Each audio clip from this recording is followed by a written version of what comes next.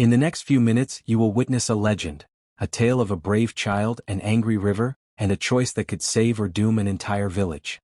So prepare yourself for a journey into the unknown, into a world where rivers breathe and courage shines brighter than fear.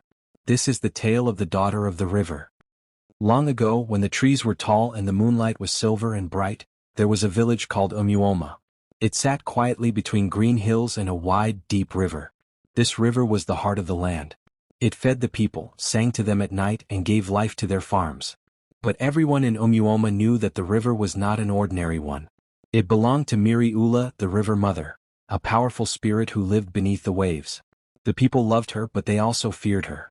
Every year, during the first new moon, the villagers gathered by the riverside. They brought white fowls, palm oil, and kola nuts. They prayed and sang songs to thank the river mother for her blessings and to beg her never to be angry. No one dared to throw dirt into the river or fish when it was silent or speak badly about it. Those who disrespected the water never returned home. Among the people of Mmiri Ụla lived a young girl named Obianuju. She was the only child of Nena, a potter who shaped clay pots that shone like brown glass.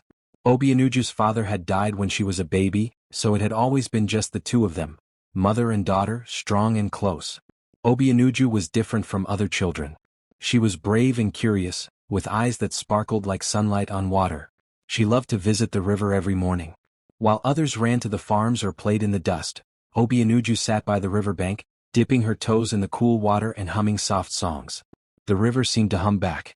Her mother often called from the distance, "Uju, come away from that river. You know Mmiri Ụla listens when you sing." Obianuju would laugh and answer, "Mama, she's kind to me.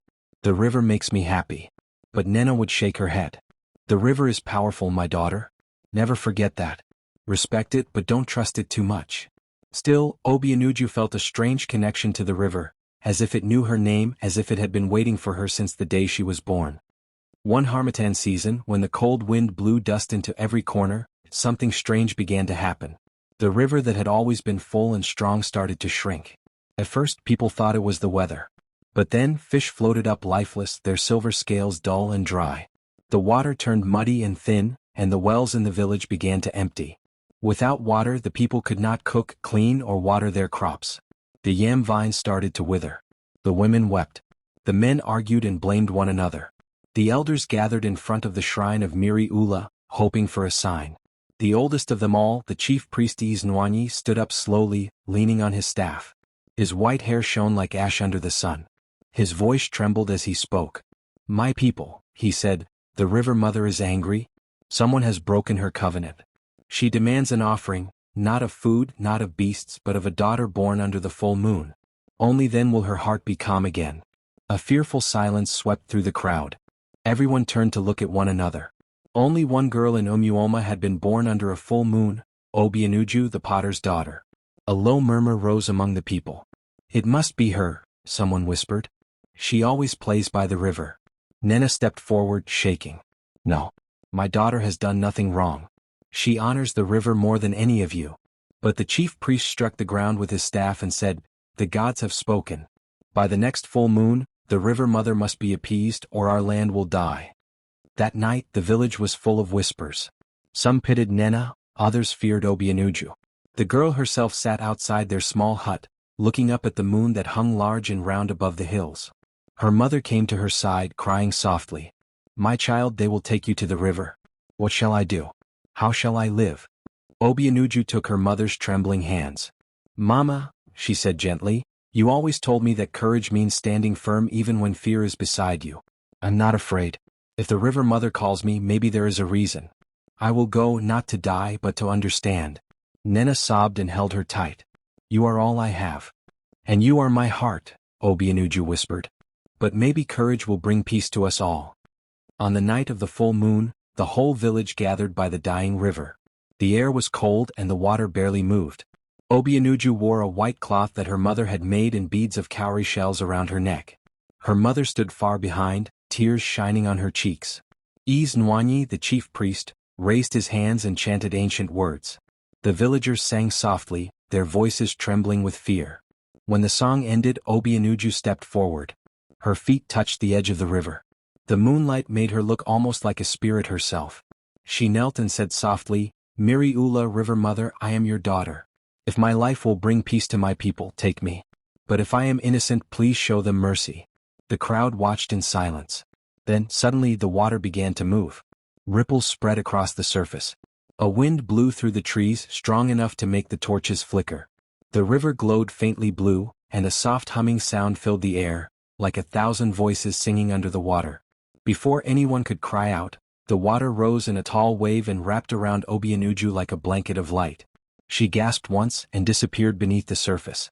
Her mother screamed. The villagers scattered. The chief priest fell to his knees and cried, "The river mother has taken her." Obianuju opened her eyes. She was no longer in the village.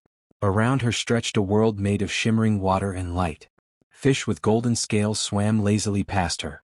The ground beneath her feet was made of smooth glass that glowed softly. In the distance stood a huge palace built of coral and seashells. Streams of light poured down from above like sunbeams trapped in water.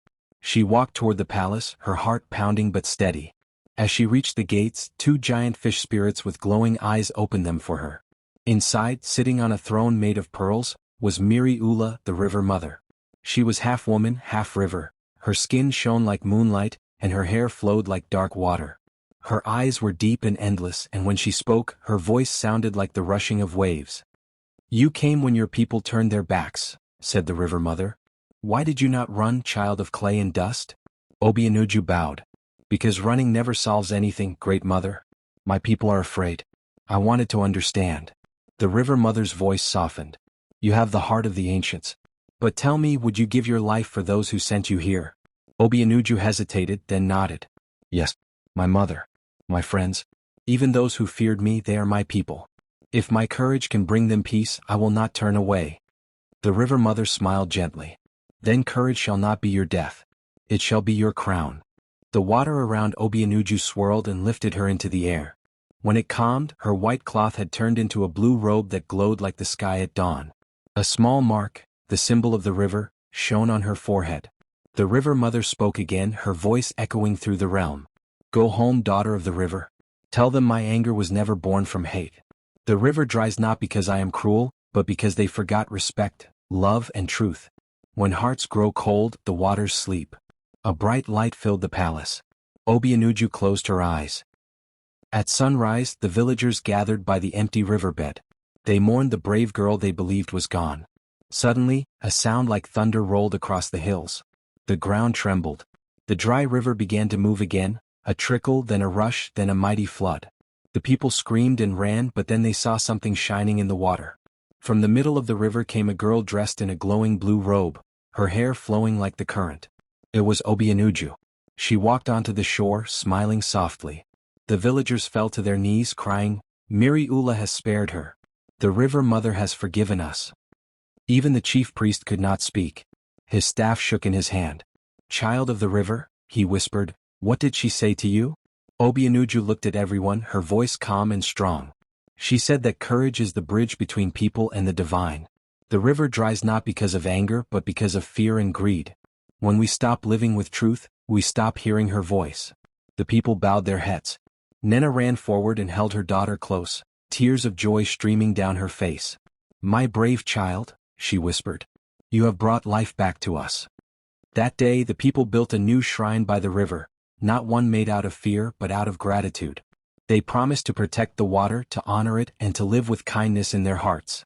And from that day, whenever the river shimmered brightly under the sun, the villagers would smile and say, "The daughter of the river is watching." Years passed. Obianuju grew into a wise woman who taught the children of Umuoma to love the earth and respect the water.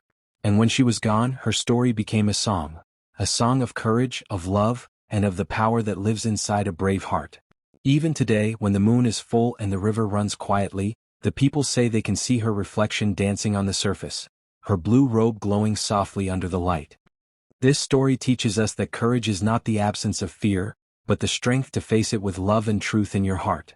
Obianuju did not fight with weapons or magic. She fought with honesty, kindness, and bravery. When we are scared but still choose to do what is right, we carry the same spirit as the daughter of the river. True courage is gentle, not loud. It is the voice that says, "I will not run away even if I am afraid." And like the river that flows again after a storm, Courage can bring life wherever fear has dried it up. So whenever you feel small or unsure, remember Obianuju, the girl who walked into the river with love and came back with courage shining in her heart. If you enjoyed this story, please subscribe and share your thoughts in the comments. Thanks for watching.